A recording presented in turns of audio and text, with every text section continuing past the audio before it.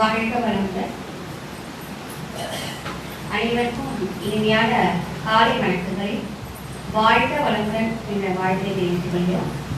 இந்த இனிமையான காலை வேளையிலே நமக்கு சிந்தனை உரை வழங்குவதற்காக சென்னையிலிருந்து ஐயாவுக்காக பேராசிரியர் முதன்மை பேராசிரியர் நம்மளுடைய வெங்கட்ராமனுடைய ஐயா அவர்களை அன்போடு அழைக்கின்றோம். ஐயா அவர்கள் பார்த்தீங்கன்னா நம்ம மகரிஷி இருந்த காலத்திலிருந்தே நிறைய தத்துவங்கள் எல்லாத்தையும் கேட்டிருக்காரு. 1998 அவர் மரவளக்கலை மன்றத்தில் நிறைய பயிற்சிகளை எடுத்திருக்காரு. நான் அவரை முதல் சென்று ஆழியாரில் அவருடைய மௌனம் அதெல்லாம் நடக்கும்போது நான் பார்த்துட்டேன். இந்த ஜூமில் தான் கொரோனா ஜூமில் பார்த்தீங்கன்னா நிறைய இதெல்லாம் வந்துகிட்டே இருப்பார் விருதுநகர் மண்டலத்தில்.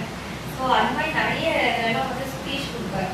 ஸோ இவ்வளோ ஆழ்ந்த கருத்துக்கள் இதெல்லாம் எப்படிதான் சிந்திச்சு சொல்ல முடியும், ஃப்ளூயன்ஸாக வந்துகிட்டே இருக்கும் அவருக்கு. ஸோ அவருடைய ரீசெண்டாக நான் இப்போ மார்ச்சில் அவருக்கு ஆழ்நிலை போனேன். ஆழியார் அவ்வளோ நல்லா இருந்தது, சூப்பராக இருந்தது. நாடியார் டாபிக்கே அவ்வளோ அழகாக ரொம்ப ரசிச்சு ரொம்ப நல்லா டீப்பாக கொடுத்தாரு. அகத்தாய்வு எல்லாருமே நல்லா சூப்பராக கொடுத்தாரு. ஸோ அந்த அளவுக்கு எனக்கு வாங்கிடுவேன். ஸோ இதெல்லாம் நம்ம நவமயத்தில் பயன்படுத்தி தான் நான் அங்கேயே அவங்ககிட்ட ஒரு அப்பாயின்மெண்ட் ஆடுவாங்க. ஸோ அவங்க சரி கொடுக்குறோமா அப்படின்னு சொல்லிட்டு ஒரு டேட் இன்னைக்கு தான் எனக்கு கரெக்ட் பண்ணிட்டு. அது மட்டும் இல்லாமல் அவர் ஆடியரில் இப்போ வரக்கூட பதிப்பருவங்கிற 27 லாஸ்ட் வீக்கில் அவர் ஸ்பீச் கொடுக்கறதா இருக்காரு. ஸோ இப்படிப்பட்ட அவர் பார்த்து ரொம்ப பிஸின்னு சொல்லலாம். ஸோ நிறைய இடத்துலையும் நிறைய அறக்கட்டளைகள் நிறைய தவப்பயங்கள் எல்லா இடத்துலையும் அவருடைய சொல்லிகிட்டே இருக்கலாம். அவருடைய ஸ்பீச்சு நல்ல எல்லா இடத்துலையுமே ரொம்ப நல்லா அருமையாக இருக்கும். ஸோ அப்படிப்பட்ட ஐயா அவர்களே நம்ம அறக்கட்டளை சார்பாகவும் சிவனி நகர் தவமயத்தின் சார்பாகவும் ஐயா அவர்களே வருக என்று அன்போடு அழைக்கின்றோம். இந்திய டாபிக் கருமைய தூய்மையும் செயல்முறை தத்துவத்தை பற்றி நம்ம சிந்திக்க இருக்கிறோம். வாழ்க வளமுடன்.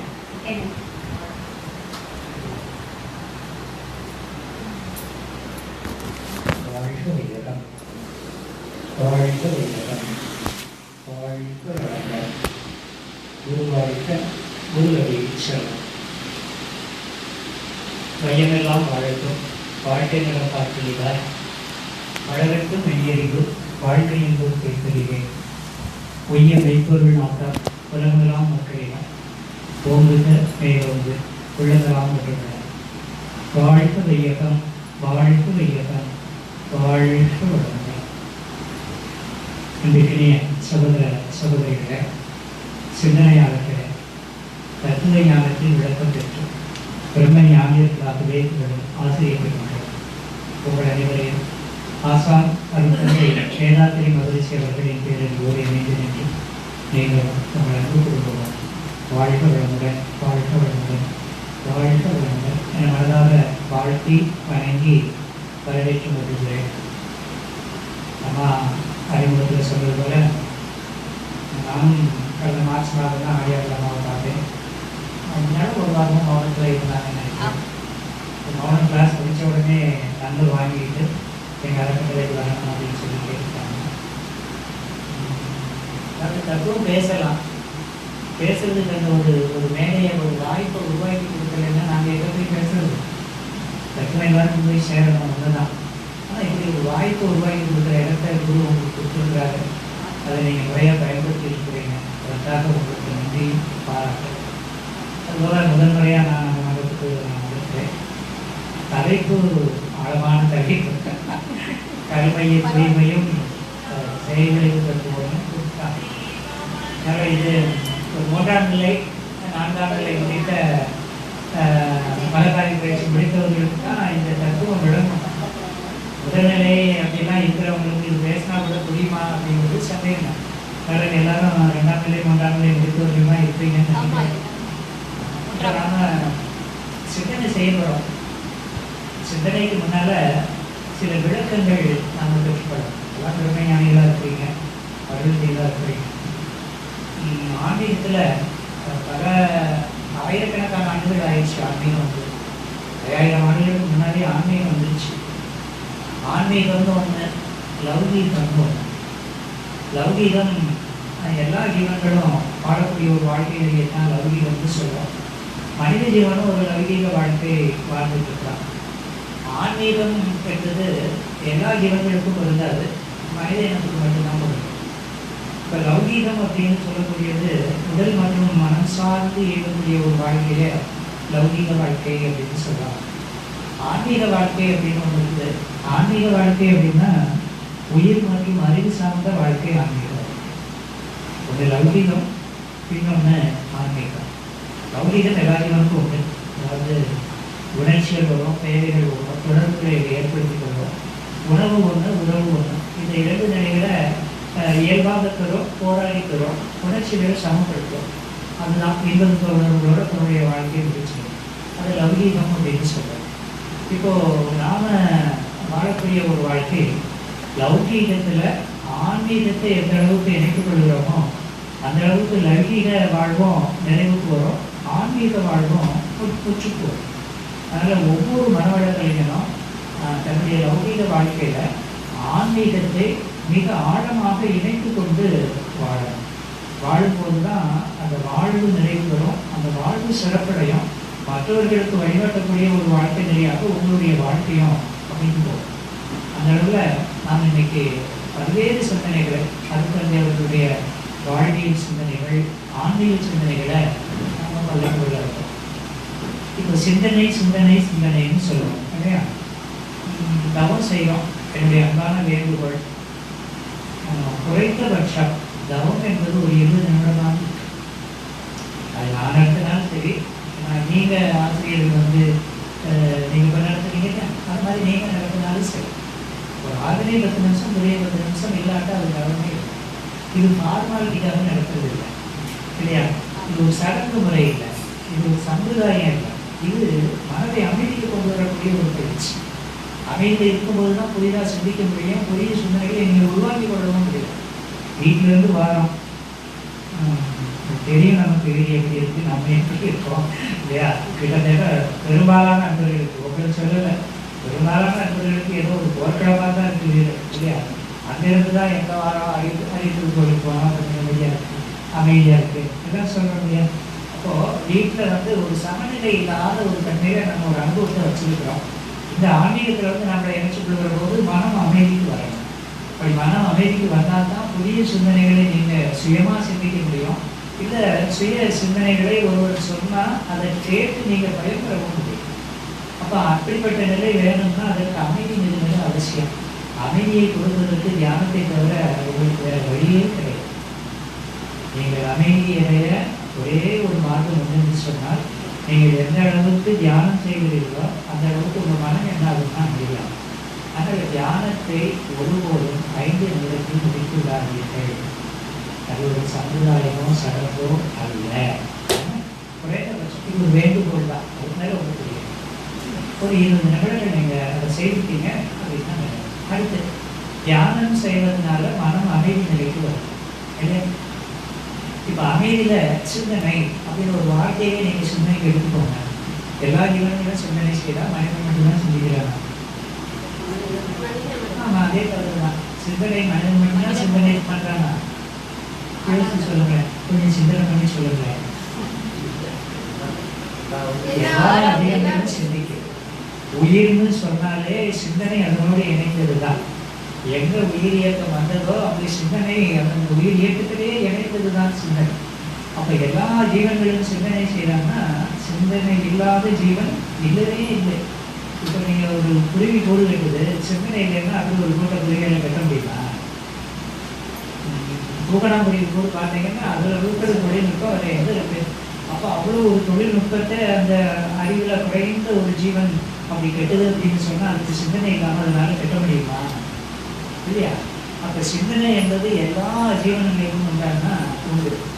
அப்போ 5 அறிவு வரைக்கும் அந்த ஜீவன்கள் சிந்தனை எதில் இருக்குன்னா சர்வைகள், தன்னுடைய வாழ்க்கைக்கான சிந்தனையாக இருக்கும். நான் வாழணும், வாழ்வதற்கு ஒரு இடம் வேணும், வாழ்வதற்கு உணவு வேணும், வாழ்வதற்கு துணை வேணும், துணையோடு இருப்பதற்கு ஒரு அந்த வீடுன்னு சொல்கிற மாதிரி அதற்கு ஒரு இடம் வேணும், இல்லை அதற்கு முட்டை வேணும், அதற்கு ஒரு குஞ்சு கொடுக்கணும். அப்போ இதையெல்லாம் அந்த சிந்தனையில் அது இணை சேர்வதற்கு முன்னாலேயே தம் முட்டையிடுவதற்கான கூட்டை இது கட்டி கொள்கிறது என்று சொன்னால் அது எவ்வளோ பெரிய சிந்தனை. அப்போ ஒவ்வொரு ஜீவனும் அந்த சர்வைவல் வாழ்க்கையை வாழ்வதற்கான சிந்தனையை எல்லா ஜீவன்களும் செய்யுது. அது 5 அறிவு வரைக்கும் இருக்கு. இப்போ நமக்கு எத்தனாவது அறிவு? 6வது. இப்போ 6வது அறிவுடைய சிந்தனை என்பது வெறும் சர்வைவலுக்காக மட்டுமல்ல. இந்த சிந்தனை என்பது வாழ்க்கை போராட்டத்திற்காக மட்டும் அல்ல. இந்த 6வது அறிவை பெற்ற ஜீவனுடைய, அதாவது மனிதனுடைய சிந்தனை என்பது உணவு உறவு இந்த இரண்டையும் கடந்து, இன்ப உணர்வுகளை கடந்து தன்னுடைய இயக்க மூலத்தை சிந்தனை செய்கிற சிந்தனை தான் 6வது அறிவுடைய சிந்தனை. அப்போ இயக்க மூலம் என்பது எது அப்படின்னு பார்த்தா அதைத்தான் தெய்வம் என்று சொல்கிறார்கள், அல்லது இயற்கை என்று சொல்கிறார்கள், அது பல வேறு பேர் சொல்லி அதை கூடுறாங்க. அப்போ தன்னுடைய மூலத்தை, தன்னுடைய ஆதியை சிந்தனை செய்கிற தகுதியை கொடுக்கிற ஒரே ஒரு ஜீவன் மனிதன் மட்டும்தான். அந்த சிந்தனைக்கு பயன்படுகிற அறிவு தான் 6வது அறிவு. அப்போ 6வது அறிவை சாமி சொல்லும் போது எப்படி சொல்லுவாங்க அப்படின்னு சொன்னால், மறைபொருளை உணரத்தக்க அறிவு, நுண்மான் நுழை உணர்ந்தறிவு என்று சொல்லுவாங்க. அப்போ அந்த 6வது அறிவுடைய சிந்தனை எதை பற்றிய சிந்தனையாக இருக்கும் அப்படின்னு கேட்டால் இறைவனை பற்றிய சிந்தனை. இப்போ இறைவனை பற்றிய சிந்தனை வருகிற போது இறைவன் எதுன்னு தெரிஞ்சாதானே சிந்திக்க முடியும். இறைவனை பற்றி அறிவு நம்ம தெரிஞ்சாக நம்ம கேட்டால் ஒரே வார்த்தையை கூட சொல்லுவோம், எது இறை? இறைவன் கேட்கல, எது இறை? ஒரு வார்த்தை கேட்கணும், எது தெய்வம் அப்படி கேட்கறோம்னு வைங்க, என்ன சொல்லுவோம்? நம்ம அப்பா நம்ம தெரிஞ்சதை சொல்லலாம். எது தெய்வம்?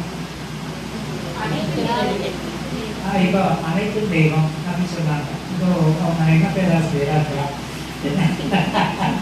இப்போ அனைத்தும் தெய்வம்னு சொன்னது எப்போ வந்து சொல்லிட்டு இருக்கீங்க?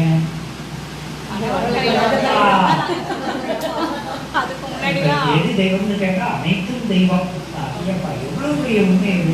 அது இந்த ஆராய்ச்சியாக, தன்னுடைய ஆராய்ச்சி அறிவாக அதை பயன்படுத்தி பெற்ற விளக்கமா இல்லை அனுபவிச்சு பெற்ற உணர்வு? அது அனுபவிச்சு பெற்ற உணர்வும் இல்லை, ஆராய்ச்சி செய்து நீங்கள் பெற்ற முடிவும் அல்ல. இப்ப அனைத்தும் தெய்வம் என்பது வேதாத்திரி மகரிஷி அவர் ஆராய்ச்சி பண்ணாரு, அவர் உணர்ந்தாரு, அதை உங்களை கூட்டி சொல்லியிருக்காரு. அப்ப நம்ம கேட்கறப்ப எது தெய்வம்னு கேட்டா அனைத்தும் தெய்வம் என்று சொல்லிட்டோம். இப்போ நீங்க சொன்னது உங்களை பொறுத்த வரைக்கும் உண்மையான உண்மை இல்லை. உங்களை பொறுத்த வரைக்கும் அனைத்தும் தெய்வம்ங்கிறது ஒரு பொய் தான். என்னடா அப்படி சொல்லாத நினைக்காது, அதுதான் உண்மை. ஆனா அனைத்தும் தெய்வம் அப்படிங்கிறது யாருக்கு உண்மைன்னா வேதாத்திரி மகரிஷிக்கு. ஏன்னா அனைத்தையும் அவர் என்னவாக பெற்றார்? உணர்வாக பெற்றார். அப்ப நீங்கள் உணர்வாக அந்த தன்மையை அடையாதவரை உங்களை பொறுத்தவரை உண்மையும் ஒரு பொய் தான். அதனாலதான் உணரும் வரை உண்மையும் ஒரு பொய்யே. அப்ப இந்த பொய் உண்மையாகணும்னா உணர்வுல நீங்க உண்மை உணர்வை பெற்றார்.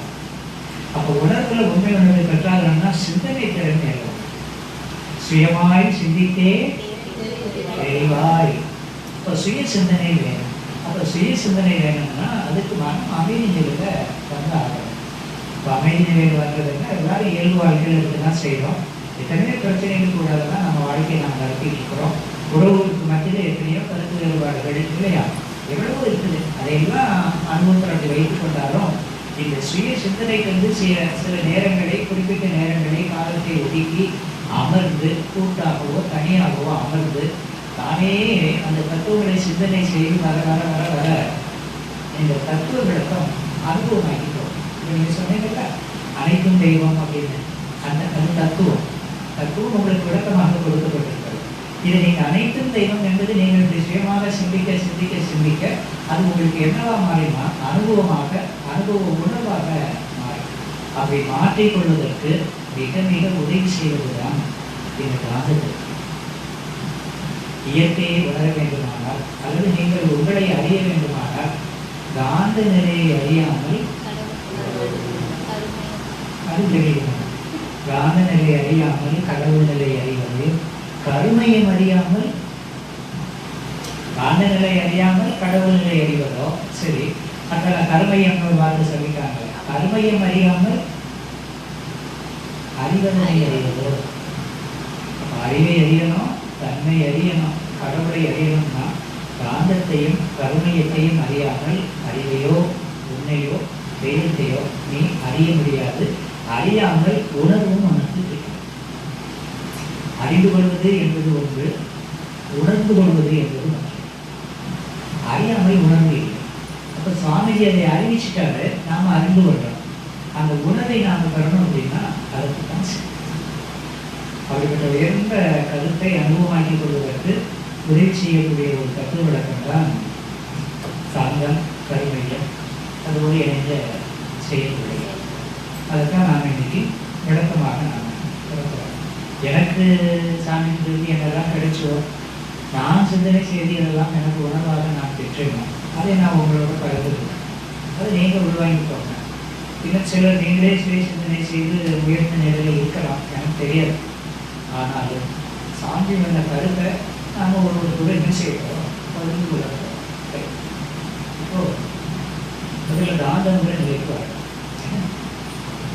இப்போ காந்தம் அப்படின்னு வந்துட்டா 2 காந்தம் சொல்லியிருப்பாங்க இல்லையா? காந்த நிலையை 2 பிரித்து சொல்லியிருப்பாங்க சாமி.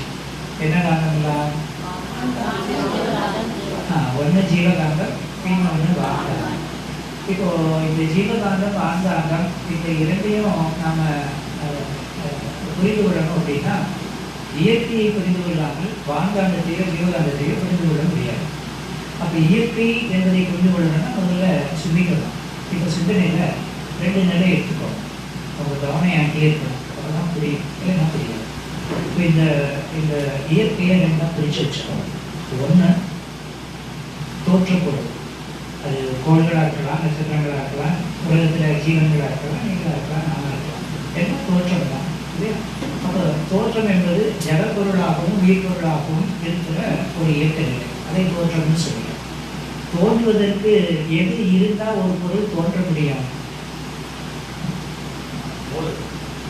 ஒரு பொருள் தோன்றணும் அப்படின்னா எது இருந்தால் தோன்ற முடியும்? தோற்றம் நடக்கும். இதுதான் சுய சிந்தனை. பஞ்சபூதங்களே தோன்றத்தானே செய்யுது. அப்போ ஒன்று தோன்றணும், அணு தோன்றணும்னா எது இருந்தால் தோன்ற முடியும்? இடம் இருக்கணும். இடம் இல்லையானால் எதுவும் தோன்ற முடியாது. தோற்ற பொருளுக்கு பருப்பொருளுக்கு மூலப்பொருளாக இருக்கிறது அணு இல்லையா? அணுவே தோன்றணும்னா எது இருந்தால் தோன்றணும்னா இடம் இருந்தால் தான் தோன்ற முடியும். இடம் இல்லைன்னா எதுவும் தோன்ற முடியாது. அப்போ தோற்றப்பொருள் நுந்தியதா, தோன்றுவதற்கு காரணப்பொருளாக இருக்கிற இடம் நுந்தியதா அப்படின்னு கேட்டால் இடம் என்ற ஒன்றுமில்லாத ஒரு ஸ்பேஸ், அதைத்தான் சுத்த வெளி என்று சொல்றாங்க, ஒரு வெளிநிலை என்று சொல்றாங்க. அப்போ தோற்றப்பொருளுக்கு முந்தைய நிலையிலே தோன்றாத போது இருந்த நிலை ஒரு ஏக நிலையாக, பெருநிலையாக, பெருவெளியாக, வெட்ட வெளியாக ஒரு ஏகாந்த இடம். அது எல்லை இல்லாதது, அதை அடக்க முடியாது, சர்வ வல்லமையுடையது. அதை மெய்ப்பொருள் என்றும் இயற்கை என்றும் ஆதிநிலை என்றும், அதற்கு ஒரு மூலப்பொருள் இல்லாததுனால அது அனாதி நிலை என்றும் சுத்த வெளி என்றும் அவர்கள் சொல்லியிருக்காங்க. அதை உணர்ந்தவர்கள். அப்போ முதல் நிலை என்னன்னு பார்த்தீங்கன்னா சுத்த வெளி. இப்போ சுத்த வெளி ஒன்றுமில்லாதது என்று சொல்லுவோம் இல்லையா? இதை கொஞ்சம் நாம் கொஞ்சம் சிந்தனை பண்ணி பார்த்தா, முதலே ஒரு வாக்கியமாக சொல்கிறேன், அதை நீங்கள் கொஞ்சம் மனசில் வச்சுக்கோங்க. ஒன்றுமில்லாதது சொத்த வெளி, ஒன்றுமில்லாதது சுத்த வெளி என்று சொன்னாலும் தோன்றி அனைத்தும் சுத்த வெளியிலேயே இருக்கிறது.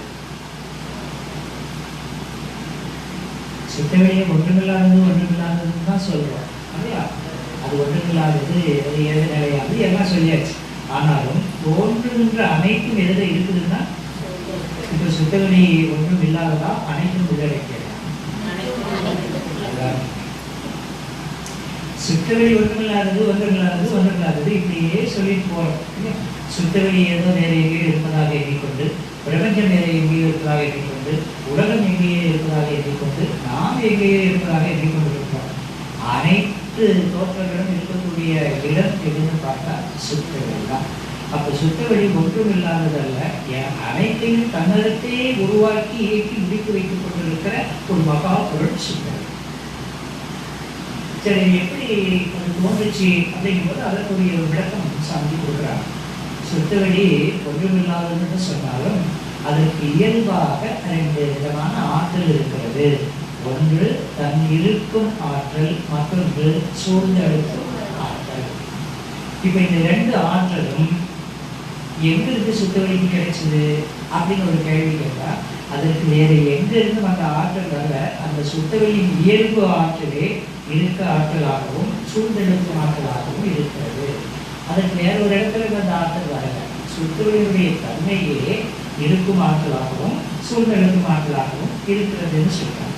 அப்ப அந்த சுத்தவனுடைய ஒரு தன்மையாகிய இருக்கும் ஆற்றல், இந்த இருக்கும் ஆற்றல் சுத்த வெளியே இருக்க இருக்க இருக்க இன்னும் அழுத்தமாக இருக்க இருக்க இருக்க இருக்க அந்த இருக்கும் ஆற்றலே அந்த சுத்த வெளியை தன்னை பிளவுபடுத்திக் கொண்டு ஃப்ரிக்ஷன், அது தன்னை பிளவுபடுத்தி கொண்டு அந்த சுத்த வெளியில இருந்தே தோன்றி ஒரு அலையாக அந்த ஒன்றுமில்லாத பெருவெளி ஒரு அலையாக மாறுகிறது. அப்படி மாறுவதற்கு காரணம் சுத்த வெளியின் இருக்கும் ஆற்றல். இப்போ ஒரு அலை கிளம்பிடுச்சுன்னு ஒரு நாலு ஸ்பேஸ் இருக்கு, ஒரு அலை வந்துருச்சு. அப்போ அந்த அலை வந்துட்டு இப்போ அந்த அலை வந்ததுன்னா அந்த அலை எதில் இருக்குதுங்க? எதிலுக்கு வந்தது? சுத்தவெளியில் இருக்கு. அது எதில் இருக்கு? சுத்தவெளியிலே. சுத்தவெளியினுடைய இன்னொரு தன்மை என்ன? சூழ்நிலை மாற்றம். அப்ப தோன்றுகின்ற அலையை என் திசையும் எல்லா பக்கமும் அந்த சுத்தவெளியின் சூழ்ந்தெழுத்து மாற்றி சூழ்ந்தி அழுத்துவதால் தோன்றுகிற அலை என்னவாக மாறுகிறது? சுழலையாக.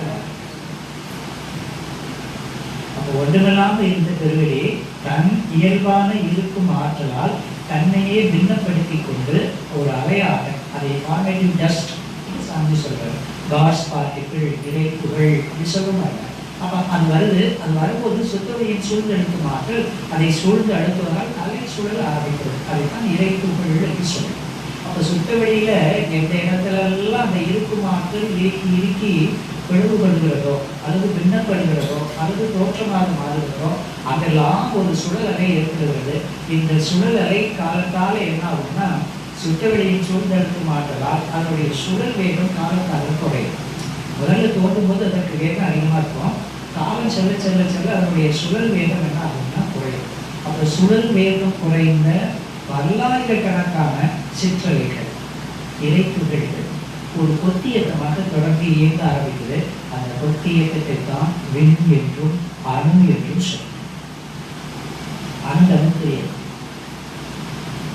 அணு இப்ப பாருங்க, அணு அல்லது விண், அது ஆட்டம், எனர்ஜி பார்ட்டிகள், அப்படி எத்தனை பேர் பண்ணாலும் கொடுத்துக்கலாம் பேர்.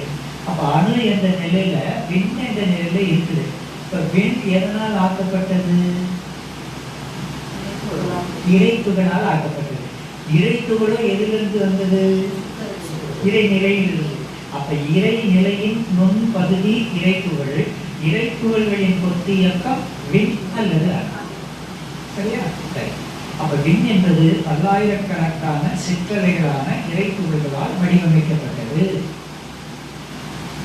இப்போ அடுத்த நிலைப்பாடு காந்தம் புரியணும்னா இதை புரிஞ்சுக்கலாம காந்தத்தை புரியுது. அதுக்காக இந்த விளக்கத்தை சொல்லுங்க. அப்போ விண் வந்துருச்சு. இப்போ விண் எதுல இருக்கு? சுத்தவெளியில. இப்ப தோன்றிய விண் சுத்தவெளியின் சூழ்ந்தெழுத்தும் ஆற்றலால் சூழ்ந்து அழுத்தப்படுமா அழுத்தப்படாதா? அழுத்தப்படும். அப்ப விண்ணை சுத்தவெளியின் சூழ்ந்தெழுத்தும் ஆற்றல் சூழ்ந்தி அழுத்த அழுத்த விண் என்ன செய்யும்? வேகமா செல்லும். இப்போ விண்ணுக்கு இரட்டை ஆற்றல் வருது. இரட்டை ஆற்றல் என்ன ஆற்றல் சொல்லிப்பாங்க? சுத்தவெளியின் சூழ்ந்தெழுத்தும் ஆற்றலால் விண் சுழல்கிறது ஒரு சுழல் வேகம் தீர்மானிக்கிறது. இப்போ விண் எதனால் ஆக்கப்பட்டதுன்னா இறை துகள்களால் ஆக்கப்பட்டது. ஒவ்வொரு இறை துகளும் தற்சுழற்சி வேகம் அடையுது. அப்போ ஒரு விண்ணுக்குள்ள இருக்கிற இறை துகள்களின் எண்ணிக்கைக்கு ஏற்பவும் சுழல் வேகம் மாறும். இப்ப அப்படி மாறுபட்ட சுழல் வேகத்தை கொண்ட விண்ணத்தான் எலக்ட்ரான், புரோட்டான், நியூட்ரான் எல்லாம் சொல்றோம் பாருங்க. எல்லாமே விண்ணுதான்னா விண்ணுதான். அப்ப அந்த எலக்ட்ரான், புரோட்டான், நியூட்ரானாக அது ஏன் மாறணும் அப்படின்னா அந்த விண்ணில் சிறைப்பட்ட இறைத்துகளின் எண்ணிக்கைக்கு ஏற்ப விண்ணினுடைய சுழல் வேகம் மாறிக்கிட்டே இருக்கிறது காலத்தால். அந்த வேகம் குறைந்த விண்ணை தான் புரோட்டான், எலக்ட்ரான், நியூட்ரான் இப்படி சொல்லியிருக்கோம். அப்போ முதல்ல சுத்தவெளி இருக்கும் ஆற்றலால் இறைத்துகள், இறைத்துகளின் தொகுப்பு வெற்றிகளின் சுத்தவெளியிலிருந்து சொல்லுது. இப்ப இறைத்துகளின் எண்ணிக்கைக்கு ஏற்பவும் சூழ்ந்தெழுத்தும் ஆற்றலுக்கு ஏற்பவும் விண்ணினுடைய வேகம் இயக்க வேகம் இயங்கிக்கொண்டே இருக்கும். அப்படி இயங்குகிற போது விண்ணில் சிறைப்பட்ட இறைத்துகள்கள், இறைத்துகளால் தான் விண் ஆயிருக்க இல்லையா? அந்த விண்ணை சுற்றிட்டு இருக்கு சூழ்ந்தெழுத்து மாற்றலால் இறைத்துகள் உள்ள சுற்றிட்டு இருக்கு. அப்ப இறைத்துகள்களின் வேகம் அதிகரிக்க அதிகரிக்க அதிகரிக்க விண்ணாகி விண்ணும் சுழலும் போது அந்த இறைத்துகள்களின் உள்ள இருக்கிற இறைத்துகள் வேகம் கூடும். அப்படி கூடும்போது ஒரு இறைத்துகளை மற்றொரு இறைத்துகள் விண்ணிலிருந்து வெளியேற்றும். அதை விண்ணின் விரிவலை என்று சொல்றோம். அப்ப விண் விரிவலை சுத்தவெளி இறைத்துகள் இறைத்துகளின் தொகுப்பு விண் விண்ணினுடைய சுழற்சி வேகத்திற்கு தக்கவாறு விண்ணிலிருந்து வெளியேறுகிற விரிவலை. விரிவலையாக இது பெரியது இறைத்துகள். இறைத்துகள் பார்க்கப்பட்டு பல்லாயிரக்கணக்கில் எனக்கு ஒரு 100ன்னு வச்சுக்கோங்க. 100 இறைத்துகள் சேர்ந்தா ஒரு அணு இல்லையா? இப்போ அணு சுத்துது, அணுடைய வேகம் கூடுது, சுத்தவெளியின் சூழ்நிலைக்கு மாற்றலாம். அப்போ விண்ணுக்குள்ள இருக்கிற அந்த 100 இறைப்புகள் இருப்பாங்க, அதோடைய வேகமும் அதிகரிக்கும். அதிகரிக்கும் போது ஒரு இறைப்புகளை மற்றொரு இறைப்புகள் என்ன நிலைக்கு வைக்கும். அதை நிலக்கும் ஆற்றல் என்று சொல்றாங்க, விரிவலை என்று சொல்றாங்க. அப்படி விரிவலை வருது, விண்ணோ சுத்தவெளியில் இருக்கு, விண்ணிலிருந்து விரிவலை வெளியேறுது. அந்த விரிவலை எங்கிருந்து வெளியேறுது? விண்ணிலிருந்து சுத்தவெளியில. சுத்தவெளியின் சூழ்நிலைக்கு மாற்றலால் அந்த விரிவலை கரைந்து விட்டு போகிறது. அப்படி கரைந்து வருகிற இடம் முழுவதும் காந்த ஆற்றலாக மாறுகிறது. இப்படி பிரபஞ்சம் முழுவதும் நடந்து கொண்டே இருக்கிறது. அங்கே தோன்றுகிற அந்த காந்த ஆற்றலை தான் வான்காந்தம் என்கிறது.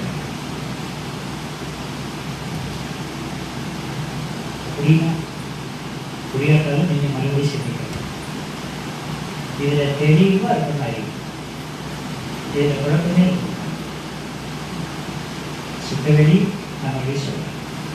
சுத்தவெளி இருக்கும் ஆற்றல் இறைத்துகள் இறைத்துகளின் தொகுப்பு விண் விண்ணிலிருந்து வெளியக்கூடிய விரிவலை காந்தம். இப்போ இறைத்துகள் வேற காந்தம் வேறையா? இறைத்துகளே காந்தம் என்பது இறைத்துகளின் கரைசல். காந்தமாக யார் மாற்றுறார்? யார் தெரியும்? இயற்கை இறைத்துகளாகி காந்தமாகி இயங்கிக் கொண்டே இருக்கிறது. இப்போ விரிவலை இருக்கும் ஆற்றல் இப்படி சொன்னா இது கொஞ்சம் நீங்க புரிதணும் அப்படிங்கிறதுக்காக சொல்றேன். ஆடியாளர் கூட சொல்லியிருக்கேன், ஏன்னா இது எளிதாக புரியும். இப்போ ஒரு தக்காளி பழம் வச்சுக்கோம். என் உடம்பையில் நான் தக்காளி பழத்தை வச்சுக்கேன்.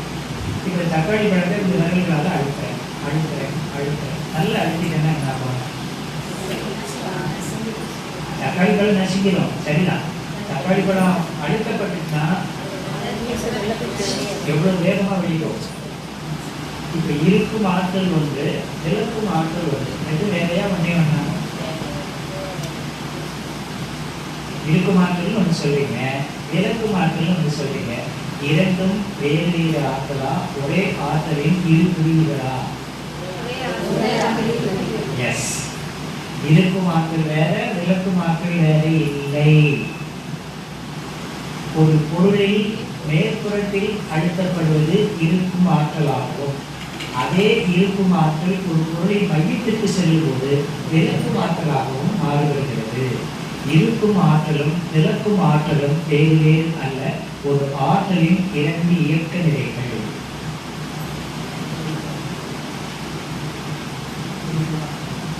புரியுதா? புரியுதா? பிரமையானிகள் இதை கண்டிப்பாக புரிந்து கொள்ளும். புரிதலை ஞானத்தின் தொடக்கம். Understanding is wisdom.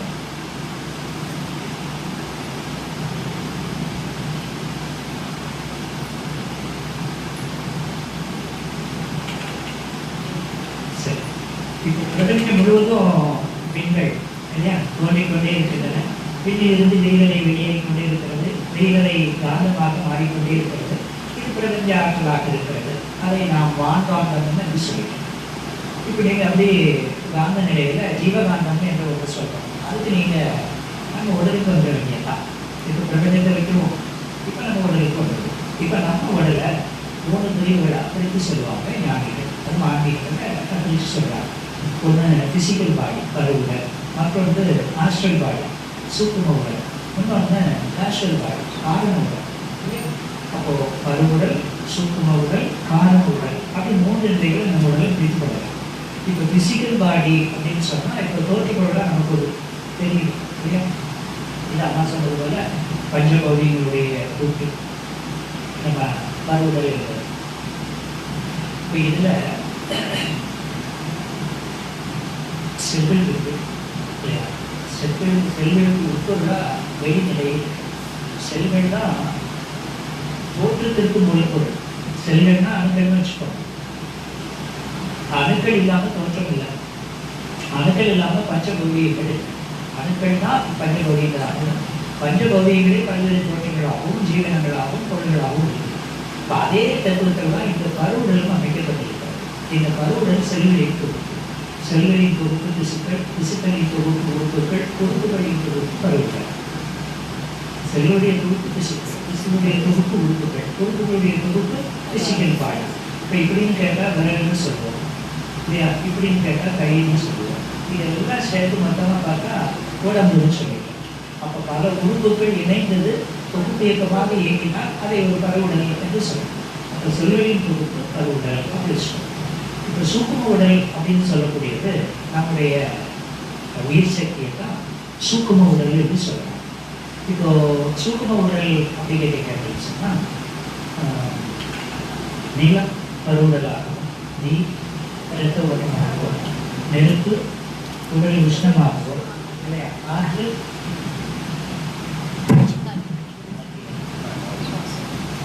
காற்று சுவாசம் இல்லையா? காற்று சுவாசமாகும். முதல் பௌதிகமாகிய ஆகாசம் என்றுமே உயிராகவோ தேங்கிக் கொண்டிருக்கிறது என்று பார்க்கணும்.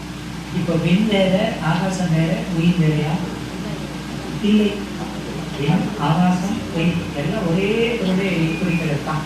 இப்போ அந்த உயிரை பற்றிய விளக்கம் வேணும் அப்படின்னு சொன்னால் பஞ்சபௌதிகங்கள் ஒன்றை ஒன்று அழைத்து விடாமல் ஒன்றை ஒன்று காத்து கொண்டு அதில் முதல் பௌதிகமாகிய ஆகாசம் என்பதின் தனித்து சுழற்றோட்டமாக இயங்கும்போது அந்த தோட்டத்தில் அதை உயிர் என்று அழைக்கிறோம்.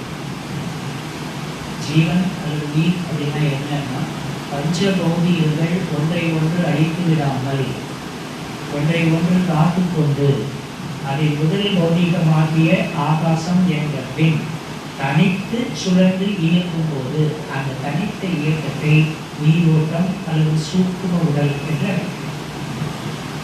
அப்ப விண்களின் சுற்றோட்டமே உயிரோட்டம். இப்ப நிலத்தை பார்க்க முடியும், நீரை பார்க்க முடியும், நெருப்பை பார்க்க முடியும், உஷ்ணத்தை பார்க்க முடியுமா? என்ன செய்யணும்? உணரலாம். காற்றை பார்க்க முடியுமா? காற்றை என்ன செய்யணும்? அப்ப காற்றை விட பல ஆயிரக்கணக்கான மடங்கு நுணுகி இயங்கக்கூடியது விண். அப்ப விண் கருவிகளுக்கும் எட்டாது, கண்களுக்கும் புலப்படாது. இல்லையா? அது என்னன்னு சொல்ல முடியுமா?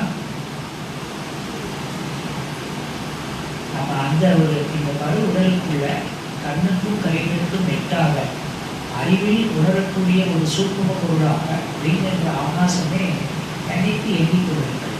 அது இறைவனின் அற்புதம்.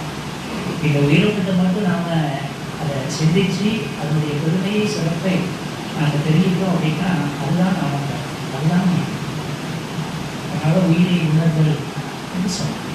அப்போ அந்த உயிர் இருக்குதுல்ல, இப்போ அது ஒரே ஒரு நுட்பத்தை மட்டும் சொல்லிட்டு நம்ம காரண உடலுக்கு வரோம். இப்போது நம்ம உடம்புல உயிர் இருக்குது, நோண்டாகும். நீங்கள் வீட்டில் இருந்து கிளம்பியிருப்பீங்க, ஒரு 9 மணிக்கு கிளம்பியிருப்பீங்கன்னு இப்போ 1 மணி நேரத்துக்கு மேலே ஆயிடுச்சு.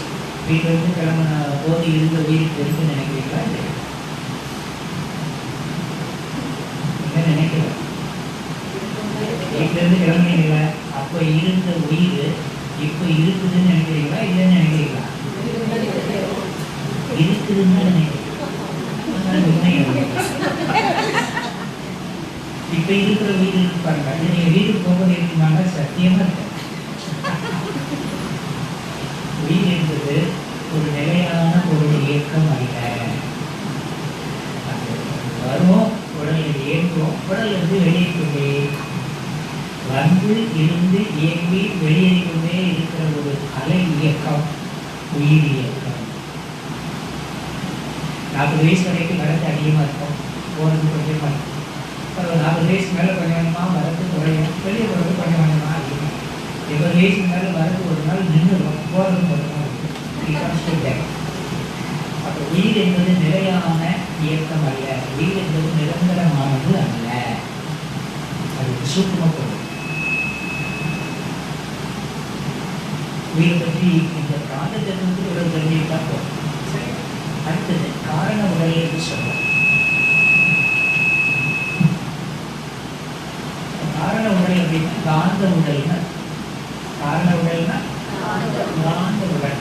இப்ப பிரபஞ்சத்துல பின்னாக இருந்தது இல்லையா, பிரபஞ்சத்துல பின்னாக இருந்தது, காந்தம் எப்படி காந்தாங்கமா மாறிச்சுன்னு பார்த்தோம்லே. பிரபஞ்சத்துல பின் இருந்தது, பின்னால் இறைத்துறையின் தொகுப்பா இருந்தது, பின்னிலிருந்து வெளியேறி இருந்ததை காந்தமா சுத்த வெளியில மாறிச்சு, அதை காந்தாங்கன்னு சொன்னோம். அதே போல வெளியே இருக்கிற அந்த விண்ணு தான் உடலுக்குள்ள எல்லை கட்டி இருக்கும்போது எல்லாம் மாறுது, உயிரை மாறுது இல்லையா. வெளியே இருந்தால் அதுக்கு பேரு விண்ணு, உடலுக்குள்ள வந்து அந்த விண்ணு ஏன்னா அதுக்கு பேரு உயிர். இப்போ விண்ணுக்கும் உயிருக்கும் என்ன வித்தியாசம்? வெளியே இருந்தால் அது விண், அதே விண் உடலுக்குள்ள வந்து இயங்குச்சுன்னா அதுக்கு பேரு உயிர் இல்லையா. அந்த விண்ணுக்கும் இங்கே உயிராக இருக்கிற விண்ணுக்கும் என்ன வித்தியாசம் இருக்கு? பிரபஞ்சம் நிலைக்குட்பட்டதுதான், எல்லையிலிருந்து சுத்தவில்தான். உண்மை யோசனை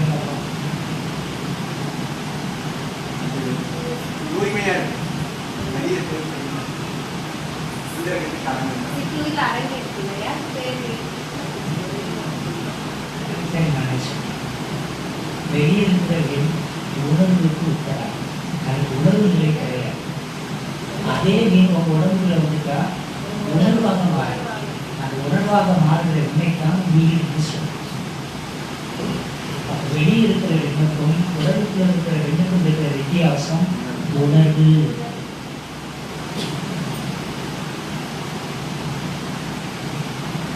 ஜடப்பொருளும் என்னால் ஆக்கப்பட்டிருக்கா, உயிர்ப்பொருளும் பின்னால் ஆக்கப்பட்டிருக்கா. அப்ப அதை சடம் புறம் இதை உயிர்க்கிறனே. அப்ப எந்த சடத்துக்கும் உயிருக்கு என்ன வித்தியாசம்? உணர்வு தான் வித்தியாசம். சரி, இப்ப இந்த உடலுக்குள்ள விண்ணை இயங்குது. விண்ணை என்ன செஞ்சுக்கிறது? சுழற்சி இயக்கம் கொண்டு உடலுக்குள்ள இயங்கி கொண்டிருக்கிற ஒரு அலை இயக்கம் தான் உயிர் இயக்கம் இல்லையா. இப்போ இந்த உடலுக்குள்ளையும் நீ என்ன இருக்குது அப்படி பார்த்தீங்கன்னா ஸ்பேஸ் தான். உங்க உடம்புக்குள்ளையும் எல்லா உடம்புக்குள்ளையும் எல்லா தோற்றங்களுக்குள்ளையும் எது இருக்குதுன்னா ஸ்பேஸ் தான். இப்போ நீங்கள் அதை புரிந்து கொள்ளணும் அப்படி கேட்டுக்கணும்னு சொன்னால், இப்போ உடம்புக்குள்ள ரத்த ஓட்டம், காற்று ஓட்டம், உயிர் ஓட்டம், காந்த ஓட்டம், இதெல்லாம் என்ன செஞ்சுட்டு இருக்கு? ஓடிட்டு இருக்கு. உயிர் ஓட்டம், ரத்த ஓட்டம், காற்றோட்டம் எல்லாம் ஓடிட்டு தானே இருக்கு. உடலுக்குள்ள எத்தனை பொருட்கள் இருக்கு, கருவிகள். இதயத்திலிருந்து நுரையீரலிருந்து எவ்வளவு இருக்கு பொருள். இங்க இருந்து இந்த வரைக்கும் பார்த்தீங்கன்னா அவ்வளோ உட்பொருள் இருக்கே, அதெல்லாம் தேங்கிக்கிட்டு இருக்கேன் இல்லையா. இப்போ இவ்வளவு கருவிகள் உடலுக்குள்ள இருக்கு. ஒற்றை பொருளா ஒன்று தெரியுது, அதுக்குள்ள இருக்கிற உண்மையான எடுத்துக்கூடிய பொருட்கள் கருவிகள் இந்த 5 ஓட்டம். இப்போ இவ்வளவு கருவிகள் இருக்கணும்னா, ஒரு தோற்றம் இருக்கணும்னா இதுக்குள்ள என்ன இருந்தால் தோற்றம் இருக்கும்? வெளியே ஒரு பொருள் தோன்றணும்னா என்ன இருந்தால் ஒரு பொருள் தோன்றணும்னு பார்த்தோம். வெளி ஸ்பேஸ் இல்லைன்னா தோற்றம் இல்லை. அப்ப இங்க ஏராளமான கருவிகள் இதுக்குள்ள இருக்குதுன்னா இதுக்குள்ள என்ன இருந்தா அந்த கருவி இருக்க முடியும்? ஸ்பேஸ். இது போக இந்த ரத்த ஓட்டம், காற்றோட்டம் இதெல்லாம் ஓடுதுன்னா ஸ்பேஸ் இல்லைன்னா ஓட முடியுமா? அப்ப இதெல்லாம் ஓடிட்டு தானே இருக்குதுல்ல. அப்போ உள்ளுக்குள்ள என்ன இருக்கு? ஸ்பேஸ். பார்க்கறதுக்கு இதான் தெரியும். போக்க ஒன்றும் இல்லை. உங்க அணுக்களை மட்டும் தனியா பிடிச்சிட்டோம், ஸ்பேஸை தனியா பிடிச்சோம்னா உங்களுக்கு மஞ்சள் பயில வச்சிடலாம். அவ்வளோதான். அணுக்களை மட்டும் தனியாக எடுத்து வச்சுக்கோங்க. நம்ம உடம்புல இருக்கிற அணுக்களை மட்டும் தனியாக பிடிச்சா ஒரு சின்ன மஞ்சள் பயில வச்சுக்கலாம். ஸ்பேஸ் தான் அதிகமாக இருக்கு. அதனால அவ்வளவு கருவி இருக்கு, அவ்வளவு ஓடி இருக்கு. அப்போ இந்த ஸ்பேஸில் தான் உயிர்னு செஞ்சுட்டு இருக்கு. அப்போ அந்த உயிருங்கிற விண் ஒரு ஸ்பேஸில் வேகமாக ஓடும்போது அந்த விண்ணிலிருந்தும் விண் எதனால் ஆக்கப்பட்டது? இறைப்பொருளால்.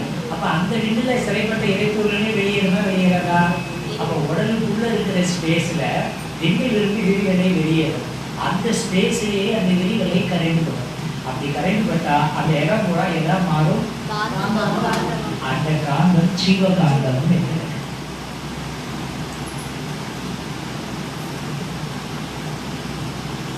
அது உயிர் இயங்கி கொண்டு இருக்கிற வரை அந்த காந்தம் என்னாகிட்டே இருக்கும், உற்பத்தி ஆகிட்டே இருக்கும். அந்த ஜீவகாந்தம் என்ற ஒரு மகா சக்தி தான் இந்த உடல் உள் உறுப்புகள் இயங்குவதற்கும் மன இயக்கம் இயங்குவதற்கும் நாம் வினை மாற்றுவதற்கும் அடிப்படை ஆதார பொருளாக இருக்கிறது. அந்த ஜீவகாந்தம் இல்லைன்னா எந்த இயக்கமும் இந்த உடலில் நடைபெறாது.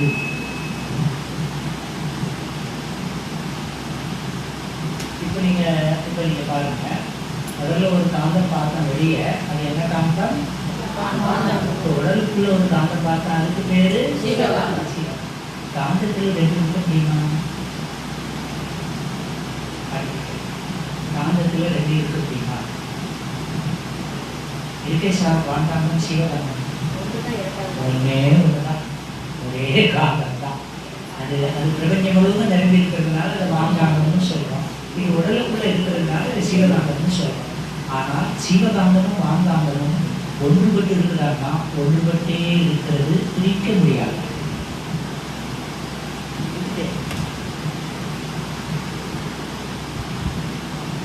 ஊற்று நீரில் கடல் நீர் இணைந்திருப்பதை போல வான்காந்தமும் சிவகாந்தமும் ஒன்றுபட்டு இயங்குகிறது.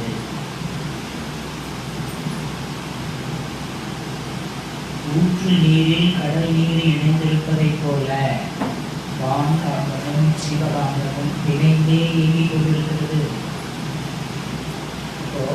இப்போ நீங்க இந்த என்ன மாங்காடா, இந்த இடத்துல இருந்து கடல் எவ்வளவு தூரத்தில் இருக்கும்? சரி, ஒரு 20 மைல் இருக்குன்னு வச்சுக்கோங்க. இப்போ நீங்களே 200 அடி 300 அடி பண்ணா தண்ணி வருது இல்லை, நிலத்தடி நீர் வருது. கொஞ்சம் நிலத்தடி நீர் கடல் இல்லைன்னா இருக்குன்னு நினைக்கிறீங்களா? இந்த நிலத்தடி நீர் கடலோடு தொடர்பு கொண்டே இயங்குகிறது. கடல் இல்லைன்னா நிலத்தடி நீர். அப்போ கடல் நீரும் ஊற்று நீரும் இணைந்திருப்பதை போல நமக்கு தெரியும். காந்தாண்டமும் சிவகாந்தமும் இணைந்தே இயங்கிக் கொண்டிருக்கிறது.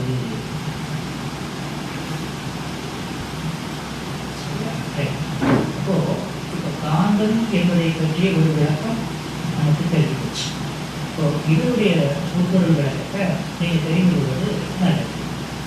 இப்போ பிரபஞ்சத்திற்கு அப்பால் இருக்கிற, அதாவது தோற்ற பொருளற்ற ஏதுமற்ற ஒரு பொருளியாக இருப்பதை சுத்த வெளியே என்று சொல்லும்.